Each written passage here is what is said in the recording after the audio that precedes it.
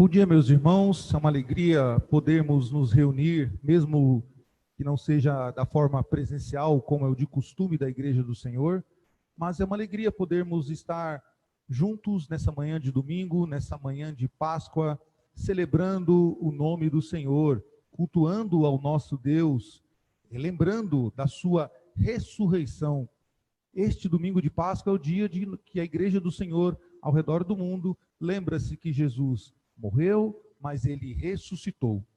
E eu te convido para, nesse momento, orarmos ao Senhor, agradecendo a Deus por todas as dádivas que Ele tem feito em nossas vidas, para agradecer ao Senhor pela vida que Ele tem nos dado, pela proteção que o Senhor tem dado a nós e a nossa família, e a todo o seu povo na face da terra. Oramos ao Senhor, convido você a fechar seus olhos, aí onde você está, ou dobrar os seus joelhos, se assim você preferir, e orarmos juntos ao Senhor, louvando e exaltando o nosso Deus. Senhor, graças te damos, ó Pai, pela tua benevolência, pela tua bondade, Senhor, e pela paz que excede tudo. Te adoramos, Pai, porque reconhecemos a tua grandeza, reconhecemos a tua soberania, reconhecemos que és Deus, Senhor, sobre nós, que o Senhor governa a nossa vida. Obrigado, Senhor, pelos muitos feitos que o Senhor tem realizado em nós e através de nós, Senhor. Obrigado por nos sustentar, obrigado por nos proteger, obrigado, Senhor, por nos dar, Senhor, a vida, Senhor, nos dar saúde, mesmo vivendo em meio a uma pandemia, vivendo, Senhor, uma crise de saúde no mundo inteiro, o Senhor tem nos protegido e nós te louvamos por isso, Senhor. Te louvamos, Senhor, porque hoje, neste domingo de Páscoa, nós podemos, a Igreja do Senhor e todas as pessoas são convidadas a lembrar do ato de amor glorioso de Jesus Cristo, que se deu naquela cruz, que nos substituiu, que tomou o nosso lugar para que nós pudéssemos viver e pudéssemos, Senhor, ter os nossos pecados perdoados. Obrigado, Senhor, porque a ressurreição de Jesus Cristo é o sinal da aprovação do sacrifício que Ele fez pela Tua Igreja. Obrigado, Senhor, continua conosco, nos ajudando, nos guiando conforme a Tua vontade, Senhor, e que possamos, Pai, num só Espírito, neste domingo de manhã, podermos louvar o Teu nome com cânticos espirituais e palavra, Senhor, e por ela ser edificada. Tudo isso em nome de Cristo Jesus. Amém. Amém. Convido você a abrir a sua Bíblia no Evangelho de João, capítulo 20. Nós leremos dos versículos 1 ao versículo 18. Evangelho de João, um texto muito conhecido e um texto que nos remete ao pensamento dessa manhã, ao pensamento do domingo de Páscoa, texto que fala sobre a ressurreição de Jesus Cristo. João capítulo 20, versículos 1 a 18, diz assim a palavra do Senhor. No primeiro dia da semana, Maria Madalena foi ao sepulcro de madrugada, sendo ainda escuro, e viu que a pedra estava revolvida. Então correu e foi ter com Simão Pedro e com outro discípulo a quem Jesus amava, e lhes disse: Tiraram do sepulcro o Senhor, e não sabemos onde puseram. Saiu, pois, Pedro e o outro discípulo e foram ao sepulcro. Ambos corriam juntos, mas o outro discípulo correu mais depressa do que Pedro e chegou primeiro ao sepulcro. Abaixando-se, viu os lençóis de linho, todavia não entrou. Então Simão Pedro seguiu e chegou e entrou no sepulcro. E também viu os lençóis e o lenço que estivera sobre a cabeça de Jesus, e que não estava com os lençóis, mas deixado num lugar à parte. Então entrou também o outro discípulo que chegara primeiro ao sepulcro e viu e creu, pois ainda não tinham compreendido a Escritura, que era necessário ressuscitar ele dentre os mortos. E voltaram os discípulos outra vez para casa. Maria, entrando, permanecia junto à entrada do túmulo, chorando. Enquanto chorava, abaixou-se e olhou para dentro do túmulo, e viu dois anjos vestidos de branco, sentados onde o corpo de Jesus fora posto, um à cabeceira e o outro aos pés. Então eles lhe perguntaram: Mulher, por que choras? Ela lhe respondeu: porque levaram o meu Senhor e não sei onde o puseram. Tendo dito isto, voltou-se para trás e viu Jesus em pé, mas não reconheceu que era Jesus. Perguntou-lhe Jesus: Mulher, por que choras? A quem procuras? Ela, supondo ser o jardineiro, respondeu: Senhor, se tu o tiraste, diz-me onde puseste, e eu o levarei. Disse-lhe Jesus: Maria. Ela, voltando-se, lhes disse em hebraico: Rabone, que quer dizer mestre. Reconheceu-lhe Jesus, não lhe detenha, recomendou-lhe Jesus: tenhas, porque ainda não subi para o meu Pai, mas vai ter com os meus irmãos e diz-lhes: subo para o meu Pai e vosso Pai, para o meu Deus e vosso Deus. Então saiu Maria Madalena, anunciando aos discípulos, viu o Senhor e contava que ele dissera estas coisas. Este é o trecho que narra a ressurreição do nosso Senhor, de como sucedeu este ato, de como Maria presenciou e de como os discípulos também, ao verem, creram na ressurreição de Jesus Cristo. O nosso Senhor, ele não morreu apenas e não ficou morto ali na sepultura, mas ele, na cruz do Calvário, levou os nossos pecados. Na cruz do Calvário, ele nos substituiu. Ele morreu numa sexta-feira, mas no domingo de manhã, o primeiro dia da semana, o nosso Senhor ressuscitou para a glória do Deus Todo-Poderoso. E é por causa dessa ressurreição que nós temos esperança de que um dia, assim como Jesus Cristo ressuscitou, nós também ressuscitaremos para a vida eterna. Para confirmar o que nós lemos, para concordando com o que nós estamos lendo, vamos cantar um cântico do nosso inário presbiteriano com o nosso irmão Hugo Suez, o hino de número 26 do nosso inário. Peço você que acompanhe, que cante junto essa canção, louvando o nome do nosso Senhor. Louvemos a Deus.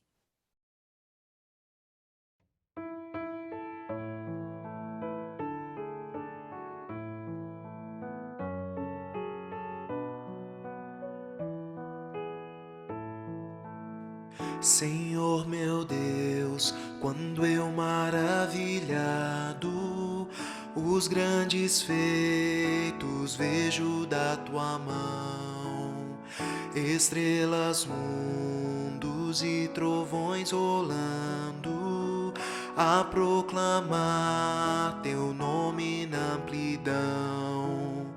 Canta minha alma então a ti, Senhor. Grandioso és tu, grandioso és tu. Canta minha alma então a ti, Senhor. Grandioso és tu, grandioso és tu.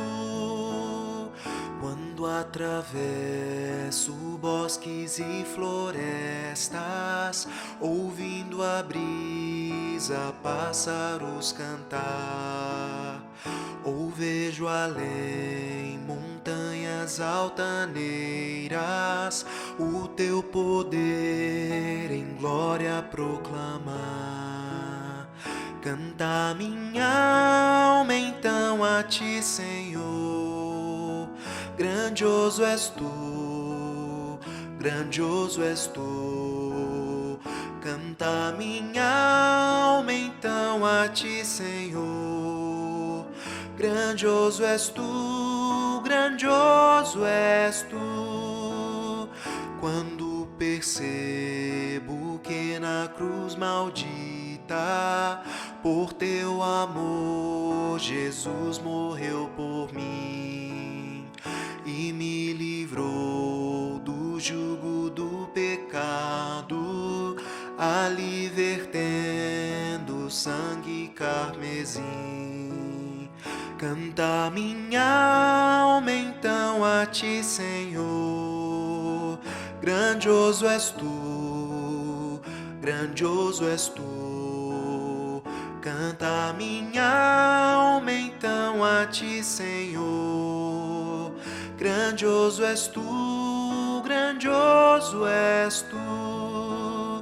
Quando afinal em resplendor e glória Jesus abrir as portas da mansão, eu hei de estar de joelhos entre os santos, na mais humilde e vera adoração. Então cantar eternamente ali, grandioso és tu, grandioso és tu. Então cantar eternamente ali, grandioso és tu, grandioso és tu.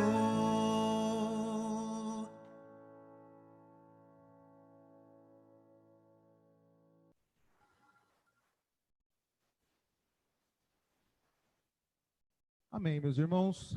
Glória a Deus, essa canção maravilhosa que fala da grandeza do nosso Deus. E a este Deus tão grandioso, a este Deus esplêndido, que ressuscitou Jesus dentre os mortos, em que nós vamos agora, Deus, apresentando o nosso país, apresentando os nossos governantes, apresentando também aqueles que se encontram enfermos, aqueles que carecem das nossas orações, pessoas que não só foram atacadas por este vírus, mas pessoas que padecem de outras enfermidades, né? E muitas vezes, por causa deste momento que vivemos, esquecemos que alguns dos nossos irmãos padecem por outros problemas, padecem por outras enfermidades que não este vírus. E nós temos que lembrar disso e estar orando ao Senhor, apresentando esses nomes ao Senhor. Para você que recebe o boletim, você que pertence à igreja presbiteriana do Jardim Horizonte Azul, você recebe o boletim e lá você tem os nomes das pessoas da nossa igreja de Santo Amaro, que precisam ser lembradas na sua oração, meu irmão. Então, faça isso na sua devocional, faça isso no culto com a sua família.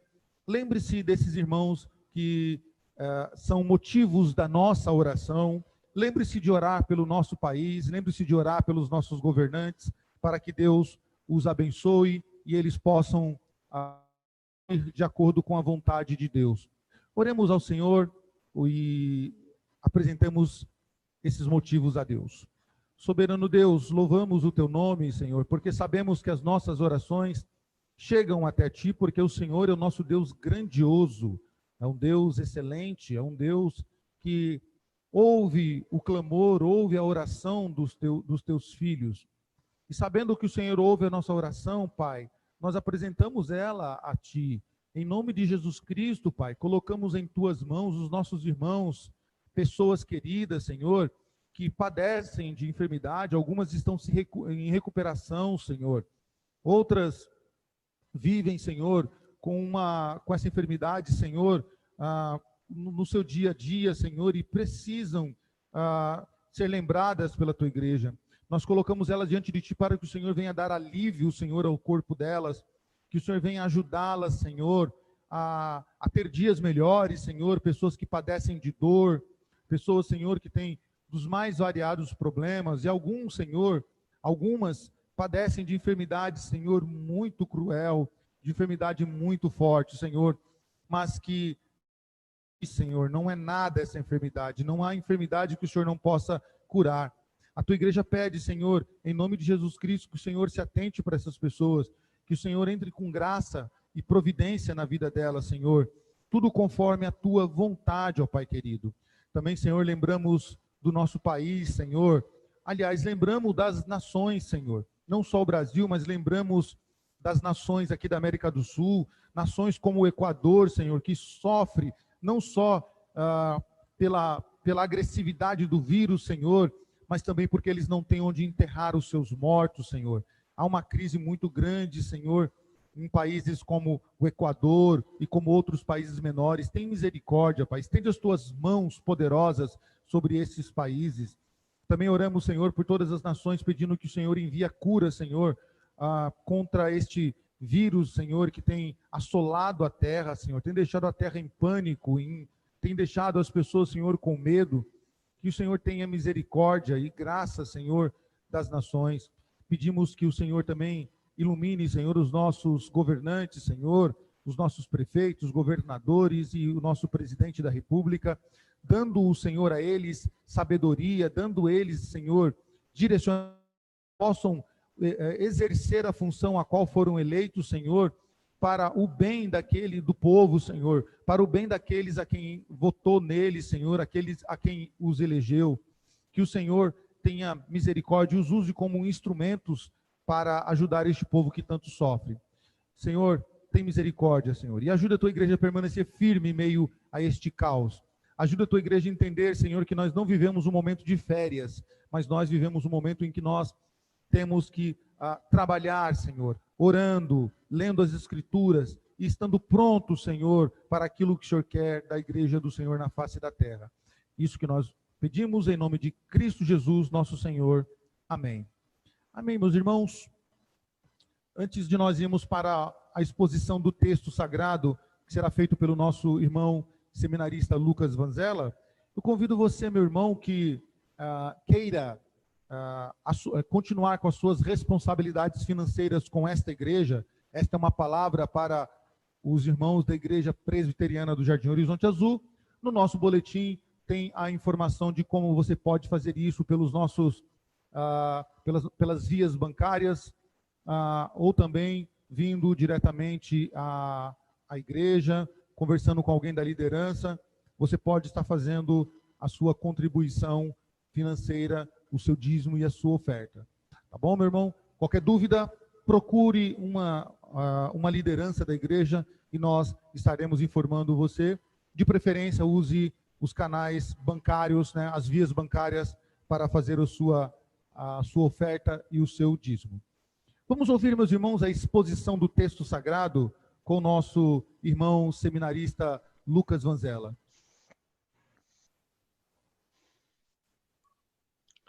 Bom dia, meus irmãos. Nessa manhã nós vamos meditar na palavra do Senhor e pensando na Páscoa e na ressurreição de Jesus, e pensando na salvação que Ele nos dá, é o momento de nós refletirmos como nós temos conduzido a nossa vida. O tema desta manhã será: sou salvo, e agora? O que isso muda a minha vida? Muitas vezes nós vivemos o dia a dia e não refletimos o que vem depois disso. Vamos abrir nossas Bíblias em Romanos capítulo 13. Romanos capítulo 13, nós leremos os versos 11 ao 14. Romanos 13, de 11 a 14, diz assim a palavra do Senhor: E digo isto a vós outros que conheceis o tempo. Já é hora de vos despertardes do sono, porque agora nossa salvação está agora mais perto do que quando no princípio cremos. Vai alta a noite e vem chegando o dia. Deixemos, pois, as obras das trevas e revistamo-nos das armas da luz. Andemos dignamente como em pleno dia, não em orgias e bebedices, não em impudicícias e dissoluções, não em contendas e ciúmes, mas revesti-vos do Senhor Jesus Cristo, e nada disponhais para a carne no tocante às suas concupiscências. Vamos orar? Senhor nosso Deus, nós somos gratos a Ti pela obra maravilhosa da cruz. Ajuda-nos, Senhor, nesse momento a meditarmos no texto e aprender aquilo que o Senhor nos ensina. Oramos a Ti pedindo a Tua direção, em nome de Jesus. Amém.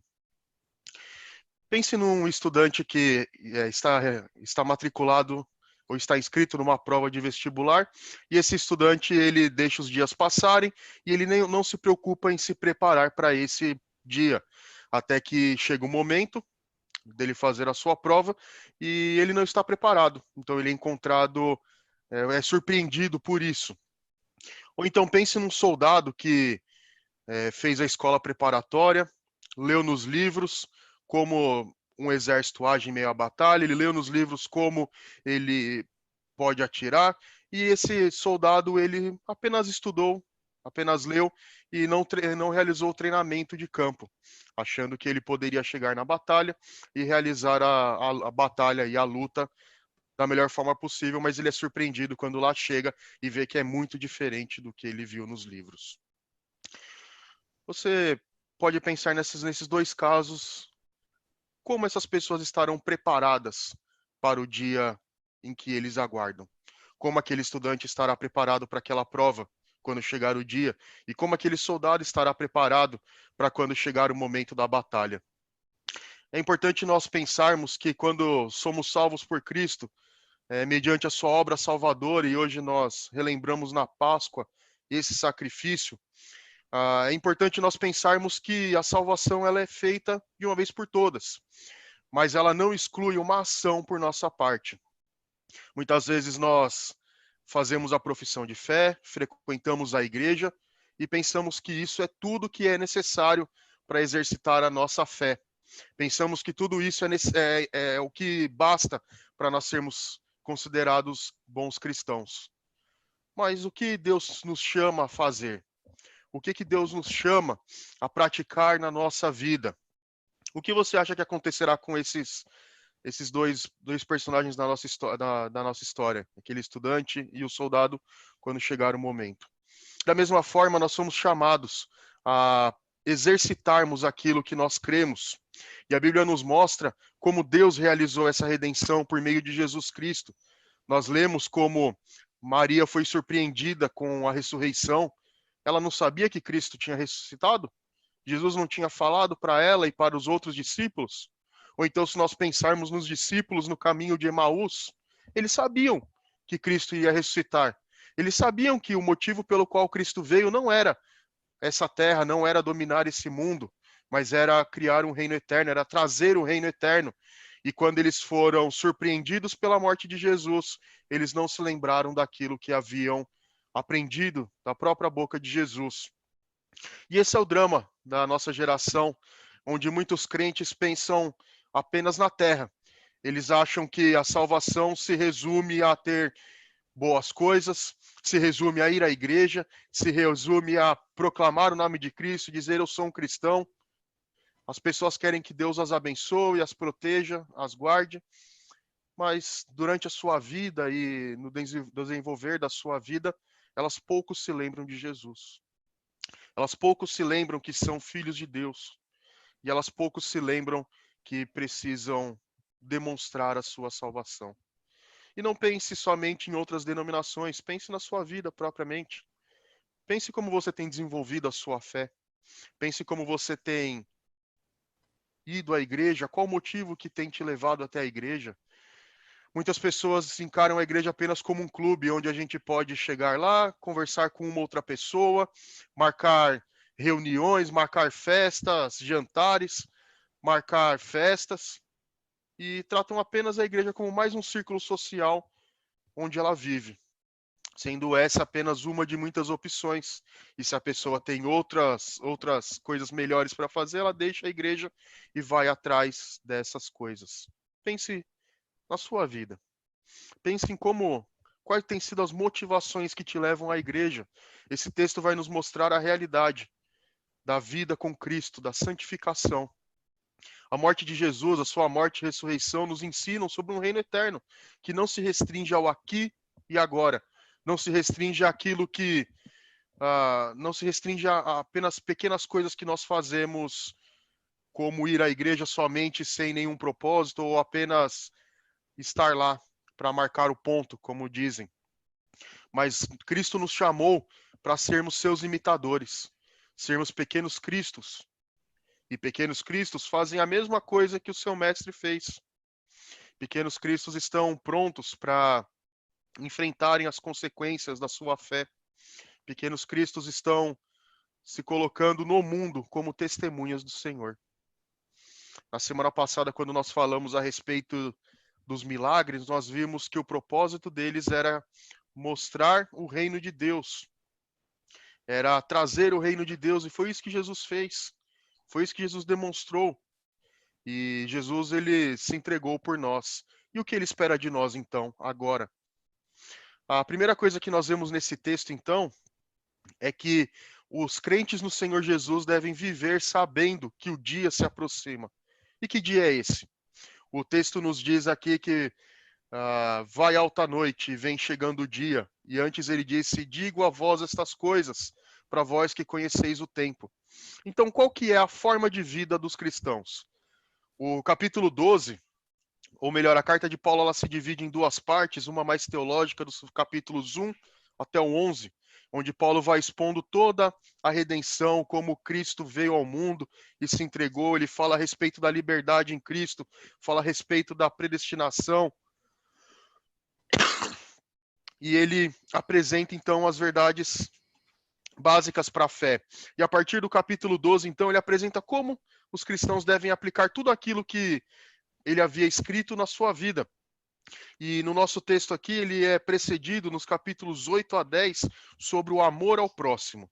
Observe que do 8 ao 10, nesse capítulo 13 mesmo, Paulo diz: a ninguém fiqueis devendo coisa alguma, exceto o amor com que vos ameis uns aos outros, pois quem ama ao próximo tem cumprido a lei. Pois isto, não adulterarás, não matarás, não furtarás, não cobiçarás, e se algum outro mandamento, tudo nesta palavra se resume: amarás o teu próximo como a ti mesmo. O amor não pratica o mal contra o próximo, de sorte que o cumprimento da lei é o amor. Se você pensar naquela sociedade, você perceberá que ela era imersa em pecados, e como nós vamos ver na sequência de soluções, orgias, bebedices, e era muito incomum alguém pensar dessa forma. E nós podemos pensar também que tudo que Paulo havia dito antes a respeito da transformação da mente no começo do capítulo 12, tudo isso mostrava uma transformação completa realizada no cristão.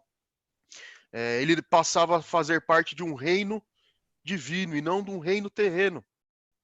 Tanto é que as perseguições se davam porque os governantes romanos acreditavam que aqueles cristãos estavam traindo o Império Romano quando pregavam um outro reino. Foi o que disseram foram o que quiseram mostrar quando disseram que Jesus proclamava ser outro rei e que ele pregava não pagarem tributos a César. Eles queriam mostrar que o reino que Jesus pregava era um outro reino que viria tomar a posse daquele reino terreno. Então Paulo preparou antes tudo isso para mostrar e agora trazer essa verdade, que aqueles que vivem para o Senhor Jesus vivem de uma forma diferente. Eles amam o seu próximo, eles oram por suas autoridades, é isso que está no começo do capítulo 13. E não é como aquelas outras pessoas que estavam ali com eles. Então, por isso, a transformação, ela se dá não meramente de boca, ou então algum status que alguém possa alcançar, mas a vida cristã, ela é uma transformação completa da mente, da vontade e das ações. Olhe na sua Bíblia, o capítulo 12, verso 2, ele mostra a respeito dessa transformação.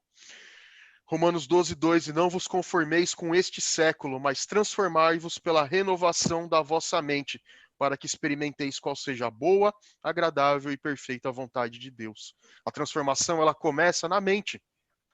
Quando nós enchemos a nossa mente, e nós vamos falar mais disso no final desse trecho que nós estamos expondo hoje, ele fala a respeito disso, uma transformação mental.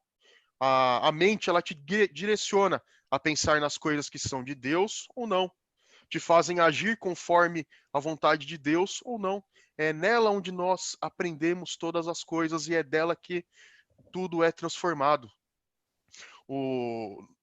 Tanto é que Paulo diz: não vos conformem com este século, não tomem a forma deste século, mas transformem a mente de vocês, transformem a forma de pensar, transformem a sua vida, transforme a sua vida. Então, quando nós pertencemos, ou quando nós passamos a pertencer a Deus, nossa mente se volta para Deus, abandona as coisas pecaminosas e passa a viver para Deus. Ela não toma a forma do mundo. Viver para Deus é transformar a mente para ela não ser uma mente mais carnal, que pensa nas coisas que são contrárias à vontade de Deus. Não pensar mais nas coisas que nos levam para longe de Deus. E a nossa mente, então, ela nos ajuda ou nos faz mudar as nossas relações. Por isso que Paulo disse amar o próximo. Porque enquanto nós não temos a nossa mente transformada, nós vivemos para nós mesmos. Se nós estamos em um relacionamento com alguém, um relacionamento fraterno, ou qualquer que seja, ele é motivado pelo egoísmo e buscando coisas que nos sejam benéficas. Mas a mente transformada, ela busca um relacionamento verdadeiro que se preocupa com os outros. E isso que Cristo nos ensina. Então Paulo estava exortando aqueles irmãos sobre o perigo deles não perceberem essas coisas. Por isso que ele diz, digo isso a vós que conheceis o tempo, sabendo que Deus prometeu que Cristo viria e veio, e ele prometeu que também Cristo voltaria, e o próprio Jesus disse em Atos, capítulo 1, que ele voltaria, e enquanto isso ele mandaria o Espírito Santo para consolar os crentes e dar-lhes poder para anunciar o evangelho. Então, sabendo que as promessas de Deus são certas, e que Cristo voltará, e que esse tempo será cumprido, já é hora de vos despertardes do sono, porque a vossa salvação agora está mais perto do que quando no princípio cremos. Como eu disse, muitas vezes a gente pensa que fizemos a profissão de fé, fazemos parte da igreja e isso é tudo.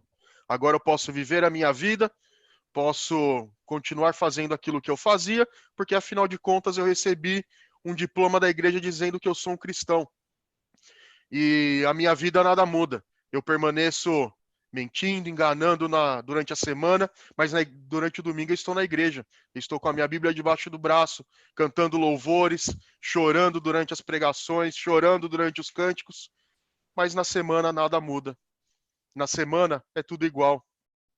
E esse é um perigo que nos cerca. Esse é um perigo que está diante de nós. Por isso Paulo diz àqueles irmãos, não se preocupem apenas com este tempo. Despertem, porque Cristo voltará. É certa a sua volta. É certo que ele virá. Nós precisamos pensar nisso. Precisamos considerar a realidade da volta de Cristo. Ao celebrarmos a Páscoa, nós precisamos lembrar que Cristo ressuscitou e alguns dias depois ele ascendeu aos céus e disse que voltaria. Isso é real. Isso é verdadeiro. Sabendo que o tempo está se cumprindo. E ele diz que vai alta a noite e vem chegando o dia. A noite vai progredindo até o raiar de um novo dia. O momento em que Cristo voltará. Isso é uma realidade. E como então tem sido a nossa vida? Sabendo disso e sabendo que muitos estavam caindo nesse erro, Paulo diz para eles, despertem do sono. Despertem disso que não deixa vocês caminharem como cristãos. Porque esse é um perigo que afligia aquelas pessoas em Roma e também nos aflige hoje em dia. De estarmos sonolentos e dormindo quanto às realidades eternas. Estejamos talvez vivendo longe de Deus, professando com nossos lábios que cremos em Cristo, mas as nossas vidas estarem completamente afastadas. Sonde o seu coração, veja como que você tem vivido. Muitas vezes nós olhamos para a verdade de Deus, olhamos para a lei de Deus e pensamos, olha, fazer isso não é tão ruim. Deus disse que era assim, mas talvez não seja tão ruim. Ou então a gente pensa no pecado e fala, não, daqui a pouco eu vou lá, faço aquilo que me agrada e daqui a pouco eu peço perdão para Deus e Ele vai me perdoar. Onde está a nossa mente? Onde está o nosso coração? Como podemos viver professando o nome de Cristo e negando a sua existência pelos nossos atos, vivendo como ateus na prática? Como que isso pode acontecer com crentes? Essa frouxidão moral, essa frouxidão quanto à verdade de Deus é um perigo real e pode estar nos atingindo. Também outro perigo que nos aflige é de vivermos como se tudo se resumisse a esta vida. Paulo disse, se tudo se resume a essa vida, então a gente é o mais infeliz dos pecadores, ou o mais infeliz das criaturas. Se essa realidade é tudo o que temos, então não há esperança. Nós vivemos tempos de coronavírus, onde podemos ver claramente que ninguém pode ser maior do que Deus. Ninguém pode resistir à sua mão. Se você pensar no começo do ano, quando haviam rumores de guerra, haviam pensamentos onde quem será que vai vencer se surgir uma guerra? Deus colocou todos eles de joelhos. Nenhum deles pôde resistir à mão de Deus. E Deus usou um vírus. Deus usou uma doença para mostrar que ninguém é maior do que Ele. E Deus está mostrando para nós também que aqui não é tudo. Quando nós pensamos em como a humanidade caminha, e pensarmos em como a Bíblia apresenta tudo isso, na realidade da criação, queda, redenção e consumação. Cristo criou todas as coisas perfeitas, mas o pecado entrou e trouxe todas as consequências que nós conhecemos, tanto na natureza quanto na nossa vida. Cristo veio e realizou a redenção, e ele consumará todas as coisas quando transformará este mundo, trará novos céus e nova terra, quando ele der os galardões para aqueles que estão em Cristo e condenar aqueles que não estiverem em Cristo. Essa vida não é tudo. Por isso ele começa dizendo: vós que conheceis o tempo. Vós que sabeis que Cristo voltará. Essa é a verdade da cruz. Ela não nos salva só para nós termos um status, mas ela transforma a vida para nos levar a um reino eterno. Tanto é que Paulo diz que, e essa palavra é dirigida para os crentes, porque é hora de vos despertardes do sono, porque a vossa salvação está agora mais perto do que quando no princípio cremos. Se houve um momento em que nós fomos despertados por Deus, que derramou o seu Espírito, abriu os nossos olhos, abriu o nosso coração e a nossa mente para compreendermos as realidades eternas, ele nos chamou. Cada dia que passa é um dia mais perto de nos encontrarmos com ele. Mais uma vez, pensando nos nossos dias, é notório, né, e é visível como a fragilidade do ser humano é vista. Como o ser humano é frágil e um pequeno vírus pode trazer inclusive a morte. Essa é a realidade nossa, a nossa fragilidade, a nossa dependência de Deus. A nossa salvação está mais próxima do que quando no princípio cremos. Você já parou para pensar que cada dia que passa é um dia mais próximo de você se encontrar com o Mestre? É um dia mais próximo de você estar diante do Cordeiro de Deus? Porque um dia Cristo voltará, mas pode ser que também nós nos encontremos com Ele antes. E como que você está se preparando para isso? Esse texto nos lembra que nossa salvação está mais próxima do que quando no princípio cremos. Se lá no princípio nós ouvimos que Ele nos salvaria, que Ele nos levaria para um reino eterno, isso está se cumprindo e se consumando cada dia que passa. Cada dia é um dia mais próximo do Senhor Jesus. Cada dia é um dia mais próximo de recebermos as promessas que nos deram. As promessas de estarmos com Cristo, de deixar esse mundo de sofrimento e de dor.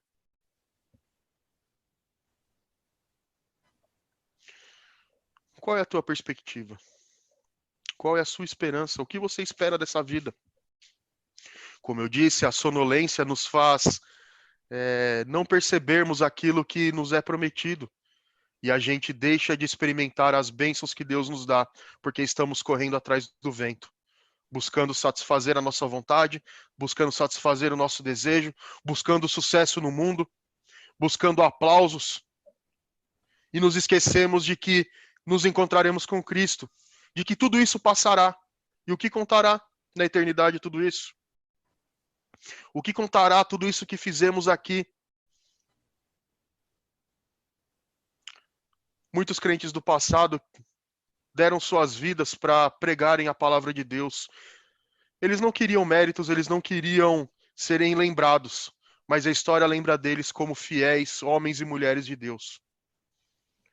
A história lembra deles como pessoas que entregaram sua vida por Jesus Cristo. E como você será lembrado? Veja que não é uma questão de buscar méritos ou não, porque essas pessoas do passado não esperavam que seus nomes fossem escritos na história. Muitos deles foram apagados da história normal, da história que o mundo conta. John Knox, por exemplo, foi enterrado numa vala comum. Todos o odiavam na sua época, e hoje nós nos lembramos dele como o grande reformador da Escócia, aquele que entregou sua vida e não levou em conta as ameaças da rainha de o matar, mas ele quis pregar a palavra do Senhor. E hoje, o seu sepulcro está debaixo de um estacionamento. Foi apagado da história comum, mas é lembrado pela igreja como um homem que viveu para o Senhor. Se ninguém se lembrar da nossa história, como estará diante de Deus a nossa história? No último dia, naquele telão que passará, como será vista a nossa história? Como alguém que viveu tropeçando por aí, dizendo o nome de Cristo e talvez negligenciando o exemplo, vivendo para si mesmo, vivendo para a sua causa, como que nós nos encontraremos diante do Senhor? Por isso que Paulo completa, vai alta noite e vem chegando o dia.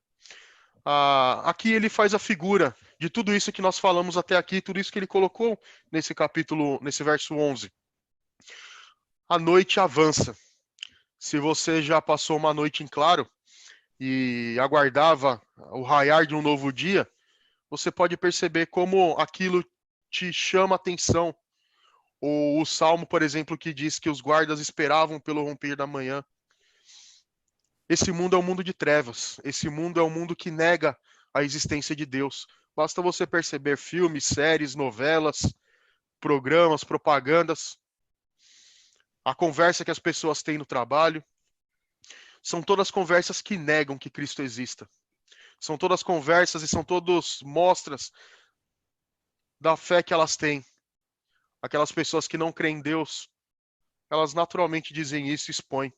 E é esse tipo de coisa que nós temos alimentado nossa mente.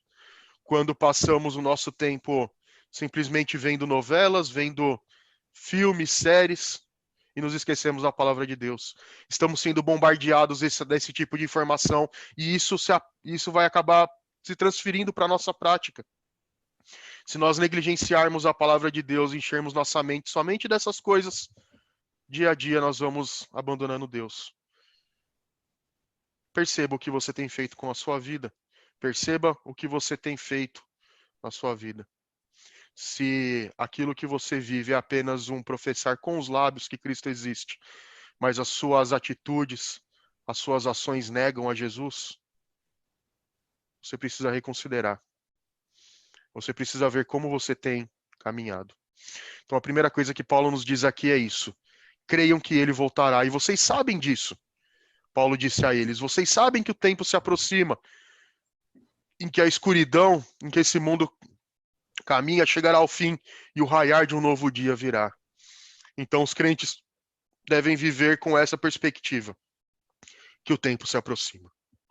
A segunda ideia, então, que nós temos aqui nesse texto é que saber disso, saber que o dia se aproxima, então nos faz viver de uma forma diferente. É assim que Paulo segue. O verso 12 diz, vai alta noite e vem chegando o dia, como uma conclusão do que ele disse até aqui. Então, deixemos as obras das trevas e revistamo-nos das armas da luz. Então, a consciência de que o dia se aproxima e de que Jesus voltará deve nos levar a abandonar as coisas pecaminosas que nós fazemos e deve nos fazer revestir-nos de Cristo.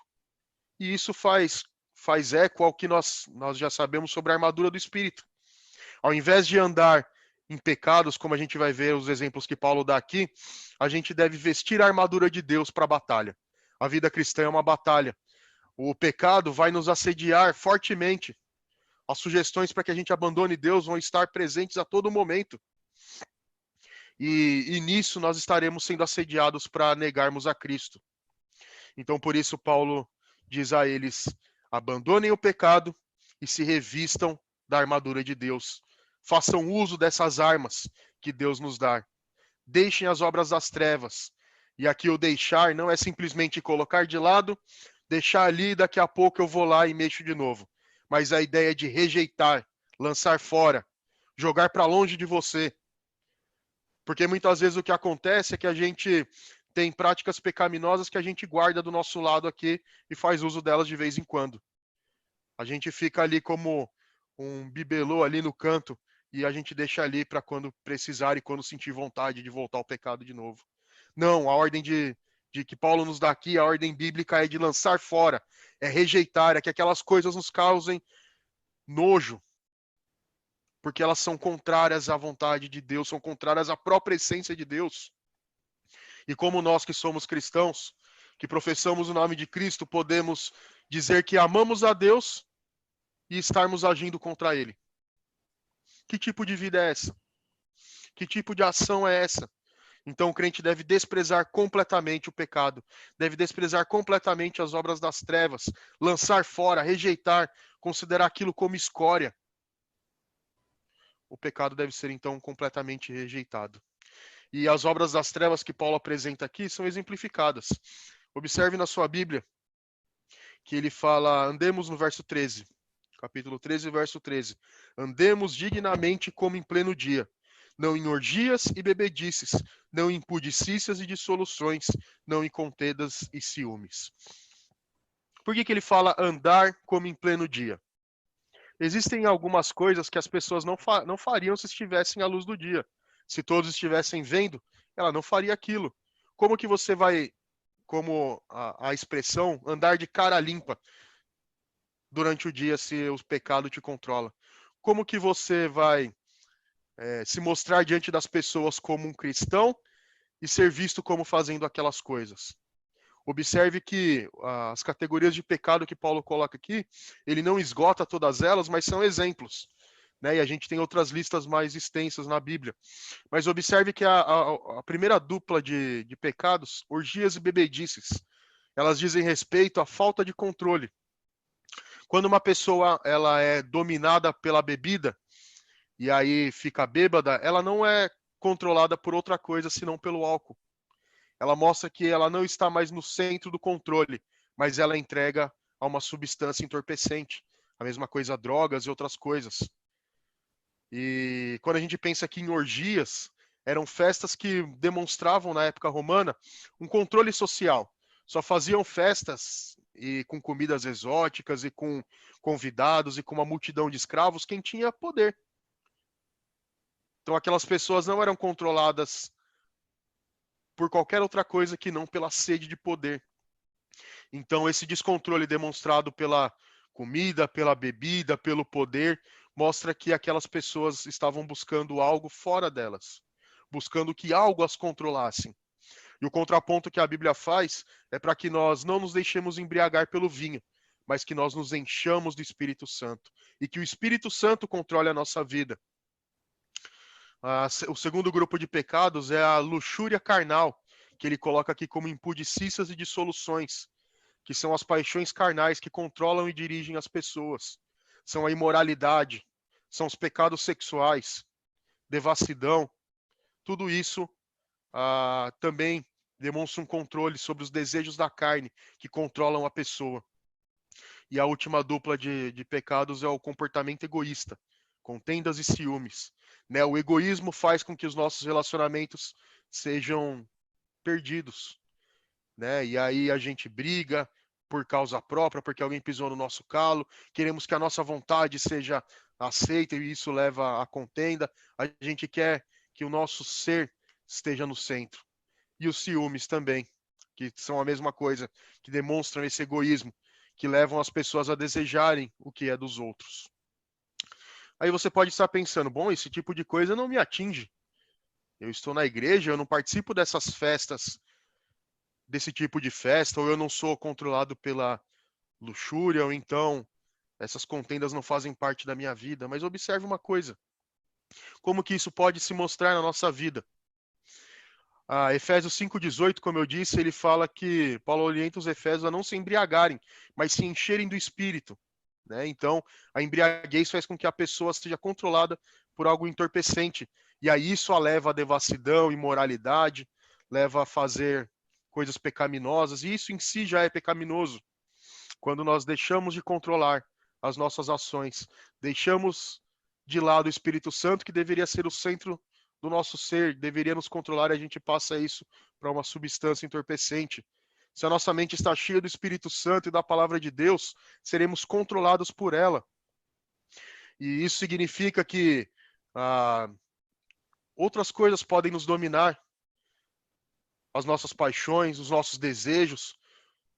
A própria embriaguez pode atingir pessoas da igreja. São todas coisas que controlam. São todas coisas que ditam as regras do jogo.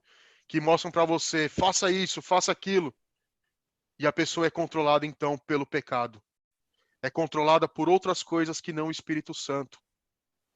Controlado por desejos pecaminosos. E isso pode atingir. as pessoas da igreja. Pense então, como a gente já falou, sobre quando você está assistindo filmes, séries e essas coisas falam expressamente contra a verdade de Deus, ou exaltam práticas que são contrárias à vontade de Deus, como prostituição, traição, ou então adoração a outros seres que não o Senhor, ou de uma vida desregrada e imoral. E aí pense em mentiras, em trapaças no trabalho, em arrumar formas de ganhar vantagem sobre os outros. Tudo isso é sugerido. Tudo isso é mostrado diante de nós como uma coisa que não é tão ruim assim. São coisas que são mostradas como a evolução, como mostradas como uma sociedade plena agora e científica. E tudo isso nos afasta de Deus. Tudo isso controla a nossa mente. E a gente vai enchendo a cabeça dessas coisas, até o ponto em que se torna natural fazer essas coisas. Se torna natural mentir, se torna natural a embriaguez, se torna natural dar lugar aos desejos da carne. São coisas que controlam. E a gente às vezes acha que está tudo bem. E a gente está dormindo, como Paulo disse no começo. Então a ordem é: encham-se do Espírito Santo, para que vocês vivam e façam as coisas de acordo com a vontade de Deus, para que as suas escolhas, as suas decisões, a sua forma de pensar seja conforme a vontade de Deus. E quando nós somos moldados por isso, quando aquilo passa de um conhecimento meramente teórico para algo na prática, quando aquilo passa de algo que apenas eu sei para algo que também influencia a minha vida, é isso que Deus quer. Tanto que na sequência de Efésios 5, os versos 18 a 19, mostram qual que é o reflexo quando o Espírito Santo enche o nosso entendimento e enche o nosso coração. A consequência é que nós falaremos com salmos, entoando e louvando de coração ao Senhor hinos e cânticos espirituais, dando sempre graças a Deus por tudo, em nome de Jesus Cristo, e sujeitando-nos uns aos outros no temor de Cristo. Tudo muda. Falar com salmos, hinos e cânticos espirituais é falar sobre Deus. É louvar sobre a grandiosidade de Deus. Como nós cantamos o hino 26, a própria natureza proclama a glória de Deus. E quando nós falamos entre nós com salmos, hinos e cânticos espirituais, significa que tudo que nós vemos no mundo são motivos de louvarmos a Deus. Por exemplo, quando nós vemos a natureza, louvar a Deus pela criação. Quando nós vemos alguma obra benéfica sendo feita, nós louvamos a Deus porque Ele preserva a bondade ainda. Então, a gente consegue perceber nas coisas comuns da vida diária a ação poderosa de Deus. E quando são ações que são contrárias à vontade de Deus, isso nos leva a clamar por misericórdia. Quando nós temos a nossa mente cheia do Espírito, a gente olha para uma pandemia como essa e vê que Deus agora pode ser visto como o Ser Supremo. Enquanto as pessoas estavam zombando dele, estavam caminhando longe dele e dizendo, nós não precisamos de Deus. De repente Deus mostra o seu poder e a sua glória. A pandemia também nos mostra que nós somos dependentes dele. Em tudo isso nós vemos a glória de Deus manifesta. E os crentes devem ter um coração sensível a isso, uma mente sensível a isso, e ver a bondade de Deus nas ações do dia a dia.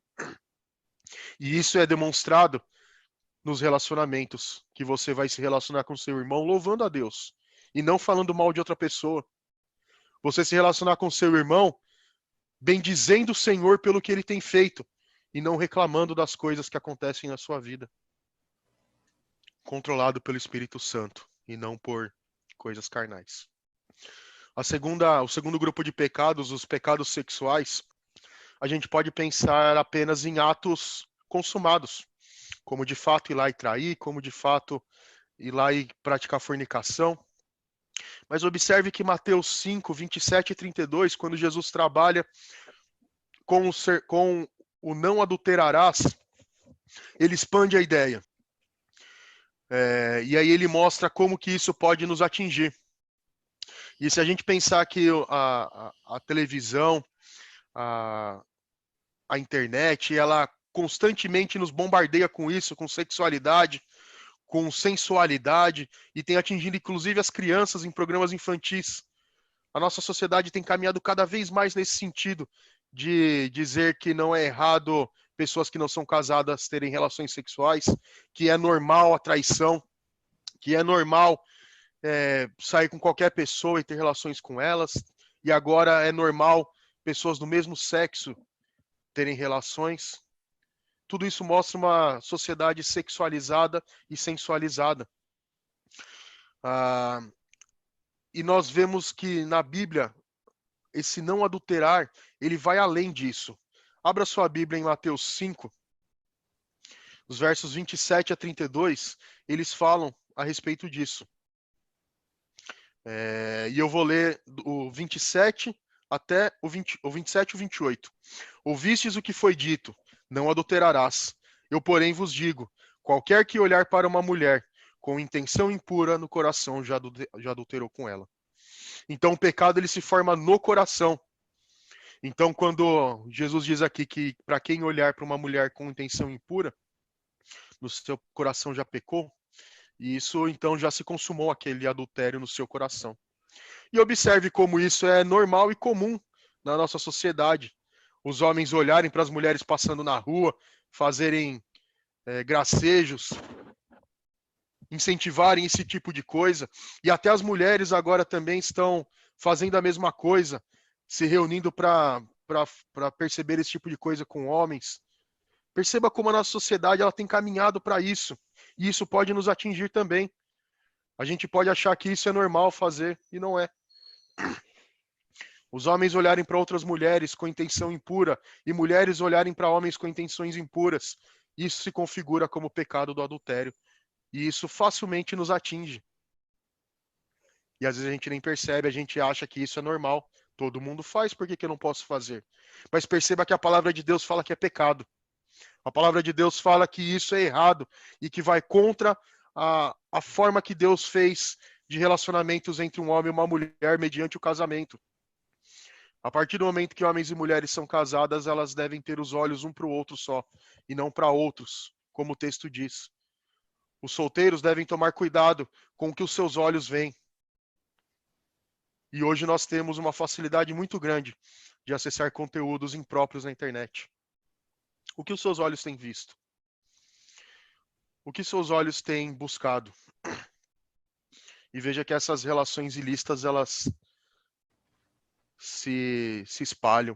E a gente vê, infelizmente, em muitas igrejas, homens e mulheres caindo por causa disso. Porque os seus corações estão voltados para a sensualidade, para a dissolução, para a imoralidade. E isso as tem levado para o fundo do poço. Isso as tem levado para uma vida contra a vontade de Deus. E isso pode atingir a igreja, então você precisa perceber como você tem caminhado nesse sentido também. E o último grupo de pecados que Paulo coloca, que também eles podem nos atingir, é nosso relacionamento. Quando nós pensamos em como o pecado afetou esses relacionamentos, nós vemos que logo em Gênesis 4, Caim mata Abel. E os relacionamentos, então, a partir da queda, eles são feitos baseados em acusações. Quando Deus se encontrou com Adão e perguntou para ele o que havia acontecido, qual foi a primeira coisa que ele falou? Foi a mulher que o Senhor deu. Quando Deus vai até Eva e pergunta por que ela tinha feito aquilo, ela diz, foi a serpente. Então, a partir desse momento, a queda faz com que os seres humanos tenham seus relacionamentos quebrados. Acusações são feitas, a culpa nunca é minha, a culpa é sempre do outro. E se a culpa é do outro, por que eu não posso fazer algo para restaurar esse relacionamento? A gente vê com muita facilidade o erro dos outros. E os acusa por isso e busca toda a justiça contra outra pessoa porque ela fez isso ou aquilo contra mim. Mas como eu tenho olhado para mim? É o que Jesus disse, para tirar a trave do olho. O que eu tenho feito? Como eu tenho desenvolvido os relacionamentos? Veja na sua Bíblia no capítulo 12 de Romanos, verso 8, que Jesus diz, que Paulo diz ali, Romanos 12, verso 18. Se possível, quanto depender de vós, tende paz com todos os homens. É muito fácil a gente ouvir, mas foi o fulano, mas foi o outro que fez para mim. E como você tem feito para exortar essa pessoa? Como você tem feito para mostrar que um cristão anda diferente? Acusar é muito fácil. Agir com ira contra o outro é muito fácil. Mostrar toda a nossa indignação porque a outra pessoa fez isso ou aquilo conosco é muito fácil. Como você tem feito, como você tem buscado a paz com os outros? Paulo não diz, busque o outro, busque com que o outro reconheça, mas ele diz, se depender de vós, busque a paz com todos. O problema é que a gente está preocupado tanto com a nossa própria glória que a gente esquece dessas coisas. E a gente precisa considerar o que Cristo fez. O que Cristo fez? Ele morreu por aqueles que eram inimigos dele, por aqueles que lutavam contra a sua glória, por aqueles que buscavam apagar da história o nome de Deus. Porque é isso que um pecador faz. Ele não é simplesmente um opositor, mas ele é alguém que ferrenhamente luta contra o outro. E esse tipo de coisa faz então com que nós briguemos e tenhamos ciúmes do outro. Uma realidade nas igrejas, de uma forma geral, são as fofocas, são o falar mal um dos outros. Mas o que nos leva a fazer isso? O que nos leva a apresentar nossa queixa ao outro? É para que as coisas sejam consertadas? Ou para mostrar para o outro o quanto aquela pessoa que é alvo da nossa indignação é uma pessoa má? Por que contendas e ciúmes? Qual é o alvo que a igreja busca? A sua própria glória ou a glória de Cristo? Nesse próprio capítulo 12 de Romanos, Paulo fala a respeito dos dons que são usados para o crescimento da igreja. É como um corpo que funciona, cada um fazendo a sua função. É como um corpo que caminha junto. É como um corpo que funciona para que o outro funcione. E quando contendas e ciúmes entram na igreja, quando falar mal do outro entra na igreja, quando as fofocas entram na igreja, é para destruir. Como você tem usado a sua língua? É o que Tiago diz. Tiago trata a respeito da língua e qual é o poder dela de ferir os outros. E aí a gente deve pensar, por que então a gente faz essas coisas? Por que a gente busca a luta? E por que busca o poder dentro da igreja? Se todos deveríamos estar caminhando em direção ao mesmo alvo. Tudo isso é motivado pelo ciúme. Tudo isso é motivado pelo desejo de autoengrandecimento. Não é com o propósito de buscar o crescimento da igreja ou do corpo, mas é com o propósito de denegrir a imagem do outro. Sonde o seu coração e veja se você está fazendo esse tipo de coisa. Lembre-se que, como nós vimos em Efésios 5, os nossos relacionamentos devem nos levar a falar entre nós com salmos, hinos e cânticos espirituais. A gente deve se fortalecer. A gente deve apresentar a glória de Deus ao outro. A gente deve mostrar o que Deus fez por nós, o que Deus está fazendo por nós, para nos fortalecermos, para que a igreja cresça mediante isso e não se destruir por meio da língua. não se destruir por meio do falatório vão, do falatório inútil. Mas nada disso é possível se a sua mente não está cheia do Espírito. Se a sua mente está cheia do Espírito, você vai falar a respeito das coisas de Deus, vai falar sobre a palavra de Deus, vai tentar fortalecer o outro. Se ver o outro em erro, vai tentar exortá-lo. Se ver outra pessoa em dificuldade, vai tentar ajudá-la, vai dar uma palavra de conforto, de consolo.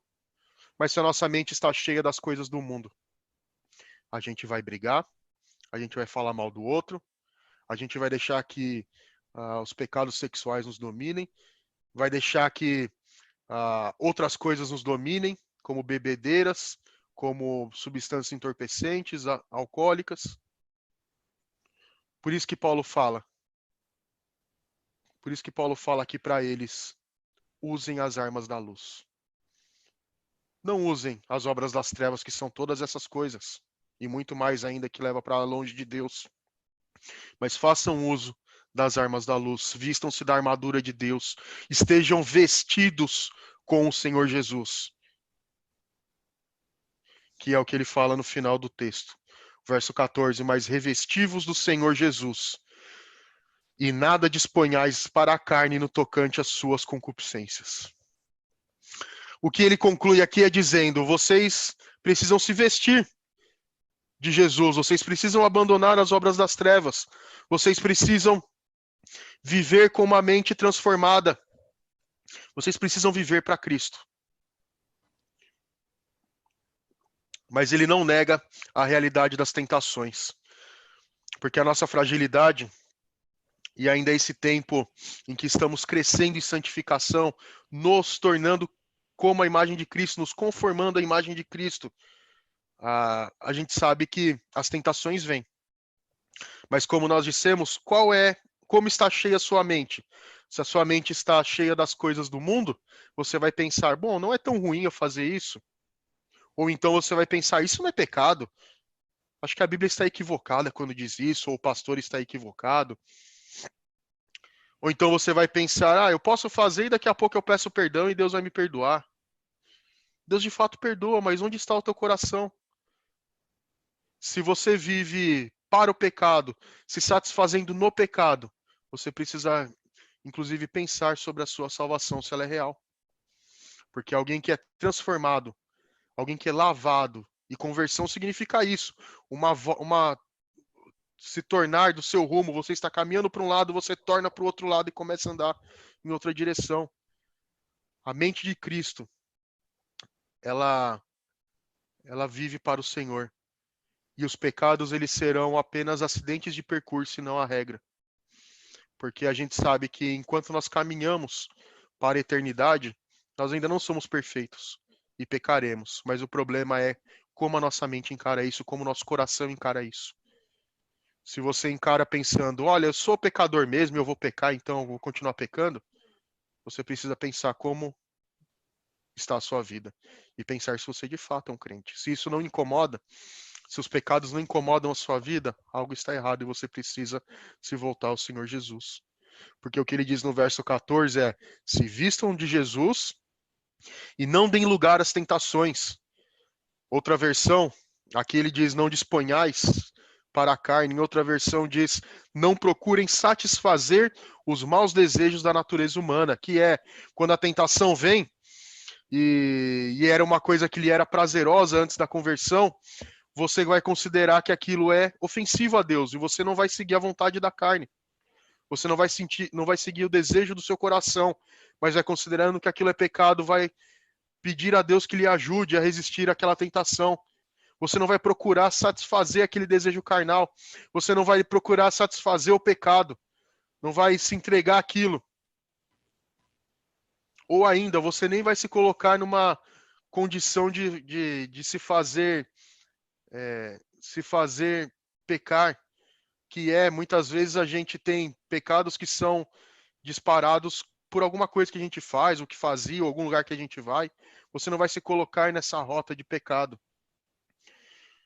E o texto deixa isso muito claro, que os crentes no Senhor Jesus não dão lugar às tentações, não ficam flertando com o pecado, não ficam indo perto lá daquele cachorro que está amarrado, né? E aí fica testando até onde Deus vai te ajudar.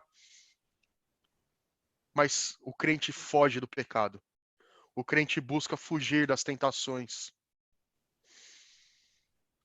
Pode ser que a gente tropece, mas o que o crente precisa considerar é que ele não fica buscando o pecado. E quando ele acontecer, ele deve ser algo que é acidental.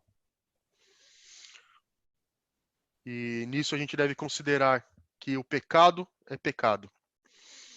Não pensar, não é tão ruim assim, ou aquele pecado é tão bobinho ali, eu vou lá praticar ele e não tem problema. A mente transformada por Cristo, um coração transformado e mãos que buscam glorificar a Deus, não ficam dando lugar ao pecado e à tentação. Paulo, então, ele nos mostra a respeito da santificação, sobre como cristãos, homens e mulheres de Deus, devem buscar se conformar à imagem de Cristo.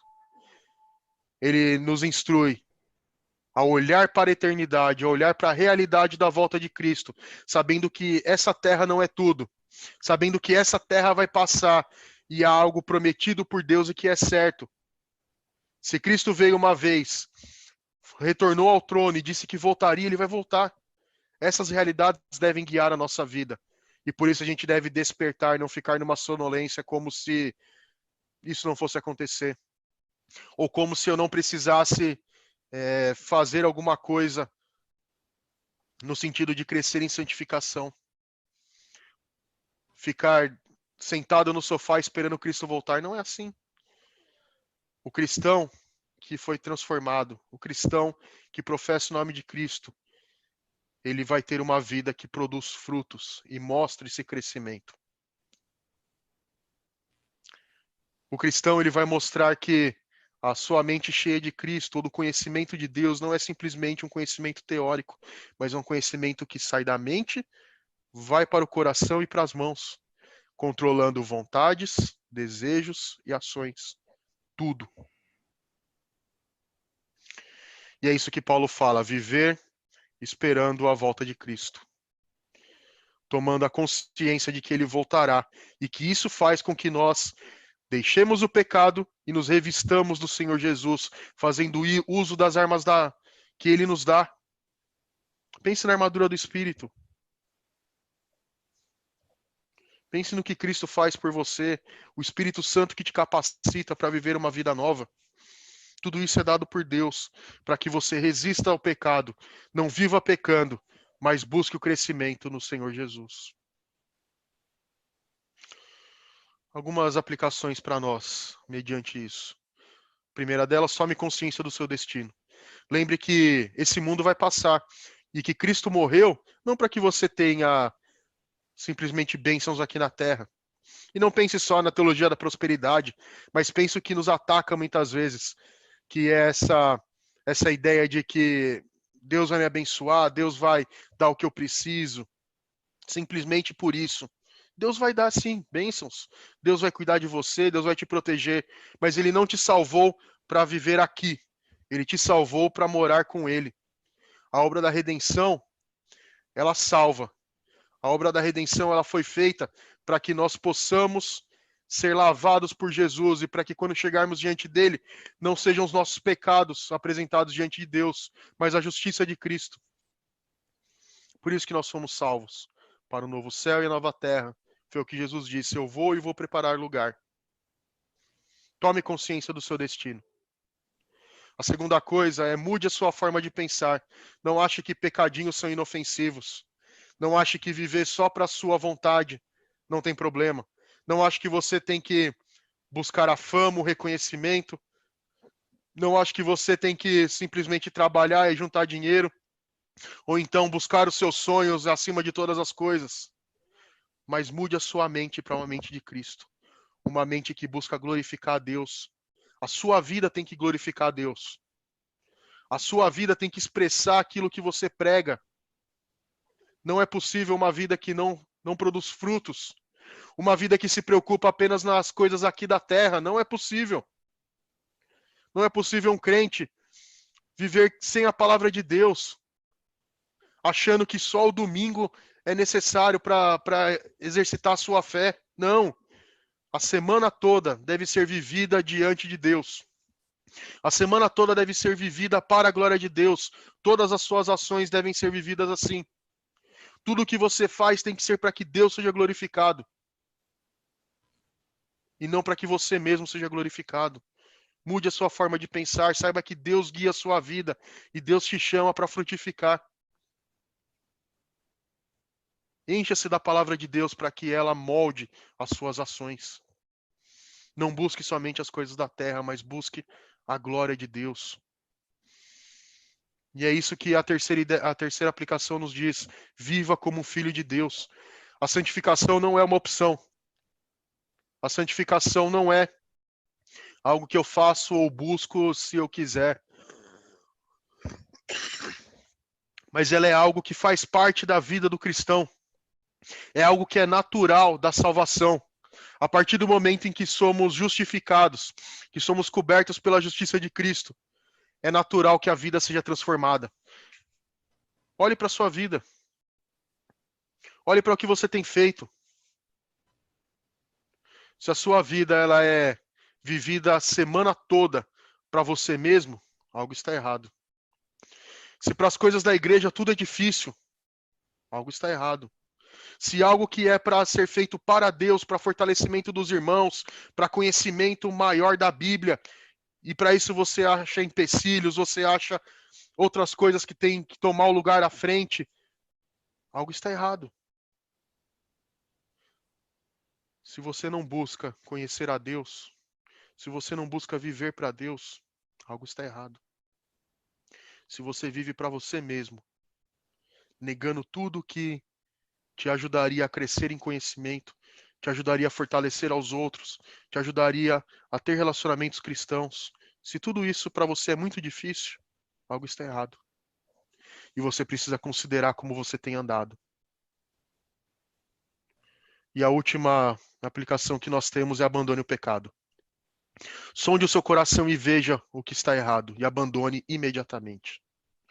Um crente não pode sentir a vontade de falar mal dos outros. Um crente não pode se sentir à vontade de buscar assistir pornografia. Um crente não pode se sentir confortável de educar os seus filhos longe de Deus. Não pode se sentir à vontade de brigar na sua casa o tempo todo. Não pode se sentir à vontade de buscar a satisfação em bebidas alcoólicas e drogas, em festas que incentivam a promiscuidade e a devassidão. Nada disso é natural para nós, porque todas essas coisas são pecados. Sonde o seu coração, observe o seu modo de agir, o seu modo de falar, observe como você tem agido. E purifique as suas ações. Purifique o seu modo de agir e pensar. Abandone o pecado e viva como um filho de Deus. Um filho de Deus busca a glória do seu Pai. Como que nós podemos dizer que amamos a Deus e não temos nenhum relacionamento com Ele? Que tipo de amor é esse? Como que nós professamos o nome de Deus e não buscamos ter comunhão com Ele? Como que nós podemos dizer que cremos em Cristo e não buscar saber a sua vontade? Como que nós podemos viver para Cristo e negá-lo com nossas ações? Sonde o seu coração. Busque conhecer a Deus. Busque agir como um filho de Deus. Busque viver em santificação. E assim viva para Deus. Vamos orar. Santo Deus, nosso Pai, ao olharmos a Tua palavra, nós vemos a nossa fragilidade. Ajuda-nos, Senhor, a viver para o Senhor, olhando para o que o Senhor fez por nós, olhando para a obra da redenção, e quando celebramos a Páscoa, lembramos da ressurreição que foi consumada. E hoje Cristo está nos céus intercedendo por nós e prometeu que voltará.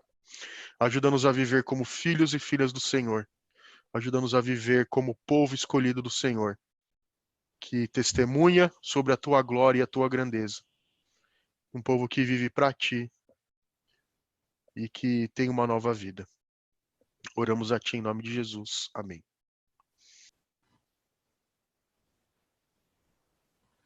Amém, meus irmãos. Ouvimos a palavra do Senhor com o nosso irmão seminarista Lucas Vanzella. E para encerrarmos o nosso culto nessa manhã de domingo e logo após estaremos iniciando a nossa escola bíblica dominical, vamos ouvir um cântico, hino número 177 do nosso cenário presbiteriano. Convido você a louvar o Senhor, crendo nas suas ricas promessas.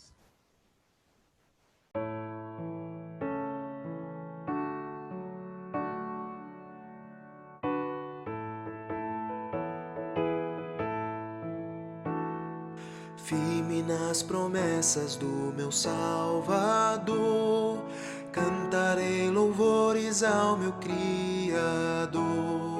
Fico pelos séculos do seu amor, firme nas promessas de Jesus. Firme, firme, firme nas promessas de Jesus, meu Mestre. Firme, firme, sim, firme nas promessas de Jesus. Firme nas promessas hei de trabalhar, tendo o Verbo eterno sempre a me amparar. Mesmo em tempestade vou sem vacilar, firme nas promessas de Jesus. Firme, firme, firme nas promessas de Jesus, meu Mestre.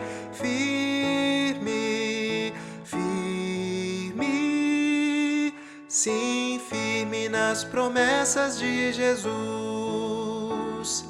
Firme nas promessas sempre vejo assim, purificação no sangue para mim. Plena liberdade já desfruto enfim, firme nas promessas de Jesus. Firme, firme, firme nas promessas de Jesus, meu Mestre. Firme, firme, sim, firme nas promessas de Jesus.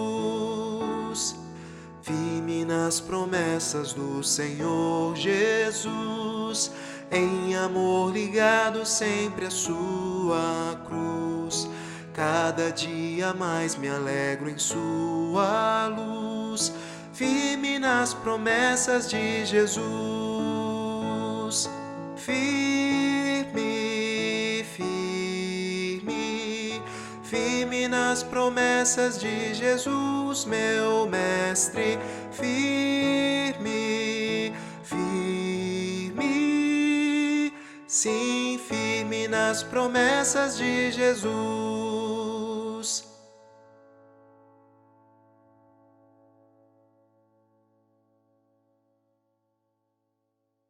Amém, meus irmãos, louvado seja o Senhor.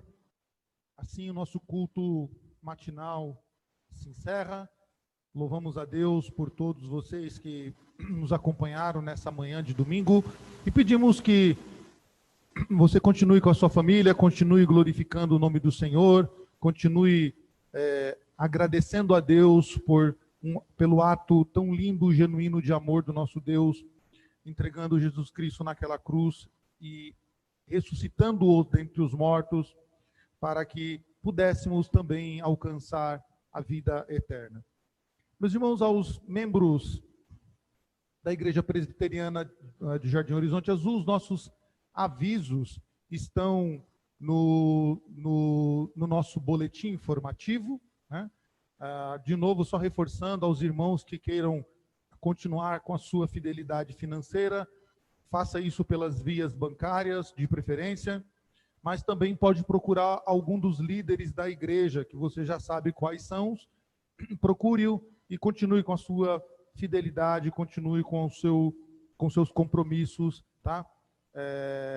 E faça isso com um coração genuíno, com um coração adorador e devoto ao Senhor. Amém? Em alguns minutos nós estaremos transmitindo a nossa escola bíblica dominical, então peço que você aguarde aí um minutinho, nós já estaremos gerando a nova transmissão nos nossos canais de mídia. E aos catecúmenos, daqui a pouco também nós teremos a nossa EBD, acompanhem lá no grupo da igreja, tá, com o nosso seminarista Lucas Vanzella. Uma ótima tarde a todos, um ótimo domingo, que Deus em Cristo continue vos abençoando e continue celebrando o nome do Senhor. É um domingo de celebração, porque Jesus Cristo, ele morreu, mas ele ressuscitou dentre os mortos. E por isso podemos crer que em breve estaremos com o nosso Senhor. Deus vos abençoe, que o Senhor vos guarde e que o Senhor vos acompanhe durante toda a semana. Deus abençoe, meus irmãos.